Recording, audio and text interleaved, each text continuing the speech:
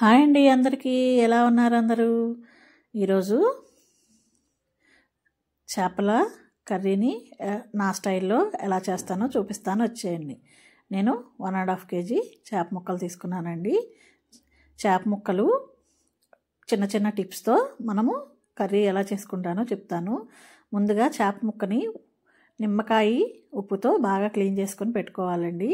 తర్వాత దానిలో 2 స్పూన్ల ఉప్పు, అలాగే 3 స్పూన్ల కారం, కొద్దిగా పసుపు, ఇంకా 3 స్పూన్ల అల్లం వెల్లుల్లి పేస్టు ఫ్రెష్గా చేసింది వేసుకుంటే కర్రీ చాలా టేస్టీగా ఉంటుందండి. అప్పటికప్పుడు చేసుకున్న అల్లం వెల్లుల్లి పేస్టు. ఆ తర్వాత ఒక 100 గ్రాముల చింతపండుని నానబెట్టుకొని పక్కన పెట్టుకోవాలండి.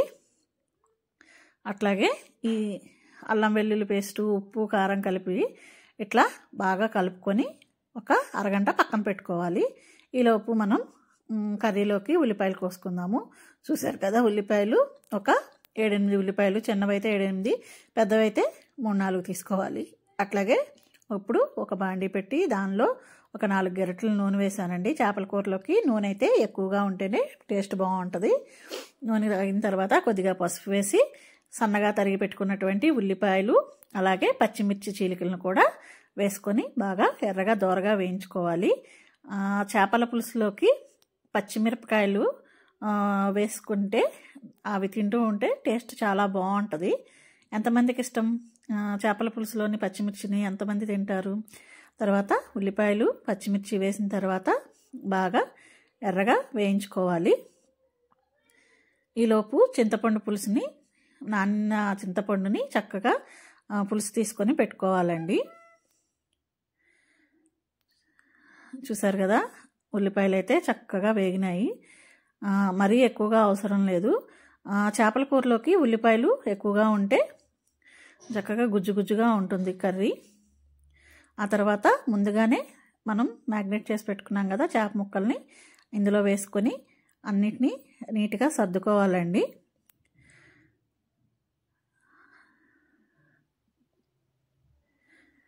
సర్దుకున్న తర్వాత ఇంకా గరిటెతో తిప్పకూడదు. ఎందుకంటే చేపల కూరలో గరిటె పెట్టడం వల్ల చేప ముక్క అనేది విరిగిపోతుంది. చూసారు కదా, కొద్దిగా మగ్గిన తర్వాత ఇదిగోండి చింతపండు పులుసు ఉంది కదా, చింతపండు పులుసుని ముందే చక్కగా గుజ్జంతా తీసి పెట్టుకున్నాను. నేనైతే ఒక 100 గ్రాముల చింతపండు పులుసు తీసుకున్నాను. చేపల కూర గరిటె పెట్టకుండా ఇలా చక్కగా తిప్పుకోవాలండి. ఇలా తిప్పుకోవటం వల్ల ముక్క అనేది చెదరదు, చక్కగా తిరుగుతుంది. ఇది ఒక టెక్నిక్. మీలో ఎంతమంది ఇలా చేస్తారు? ఇలా చేయటం వల్ల ముక్క అనేది విరిగిపోదు. ఇప్పుడు చింతపండు పులుసుని వడకట్టి పోస్తున్నానండి. వడకట్టడం వల్ల ఏదన్నా తుక్కు అది ఉంటే ఆ వడగినిలోనే ఉండిపోతుంది, మనకి పులుసు మాత్రమే దానిలోకి వెళ్తుంది. ఇలా చిన్న చిన్న టిప్స్ పాటిస్తే చేపల కూర నీచు వాసన లేకుండా చాలా టేస్టీగా వస్తుందండి. ముక్కల్ని కడిగేటప్పుడు నిమ్మకాయ, ఉప్పు కలిపి మీరు కనుక క్లీన్ చేసుకుంటే నీచు వాసన ఉండదు. ఇది ఒక చిన్న టిప్ అండి. ఇదిగోండి, పులుసు పోసిన తర్వాత కూడా చక్కగా గెంటి పెట్టకుండా అలా తిప్పుకోవాలి. దీనిలో మనకు కొద్దిగా తగినంత వాటర్ పోసుకొని లైట్గా మూత పెట్టుకొని చక్కగా ఉడికించుకోవాలండి. ఆయిల్ పైకి తేలే వరకు ఉడికించుకోవాలి. చూసారు కదా ఎంత బాగా ఉడుకుతుందో.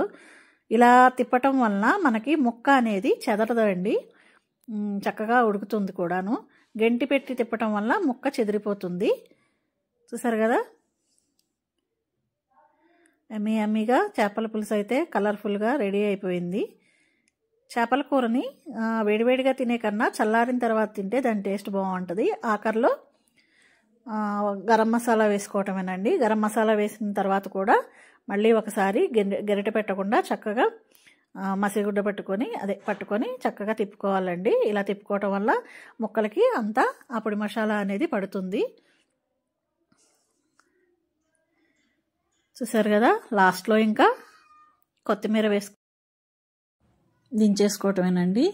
ఎంతో స్పైసీగా చాలా అద్భుతంగా వస్తుంది కర్రీ. మీరు ఇలాంటి టిప్స్ ఫాలో అవుతారో నాకు కామెంట్ బాక్స్లో చెప్పేయండి. చూసారు కదా ఎంత ఎమ్మీగా ఉందో. పచ్చిమిరపకాయలు ఈ తింటూ ఉంటే సూపర్ ఉంటుందండి. చూసారా ముక్క ఎక్కడా చెదరలేదు, చాలా సాఫ్ట్గా చాలా బాగా ఉడుకుతుంది. వేడివేడిగా కన్నా కూడా చేపల కూర చల్లారిన తర్వాత తింటే ఆ టేస్టే బాగుంటుందండి. మీలో ఎంతమందికి చేపల కర్రీ అంటే ఇష్టమో కామెంట్ చేయండి. మొదటిసారి కనుక మన వీడియో చూస్తుంటే ప్లీజ్ సబ్స్క్రైబ్ చేసుకోండి, లైక్ చేయండి, చూసిన వాళ్ళు లైక్ చేయండి, కామెంట్ చేయండి. థ్యాంక్ యూ ఫర్ వాచింగ్ అండి. మళ్ళీ మరొక వీడియోతో కలుద్దాం. Bye bye.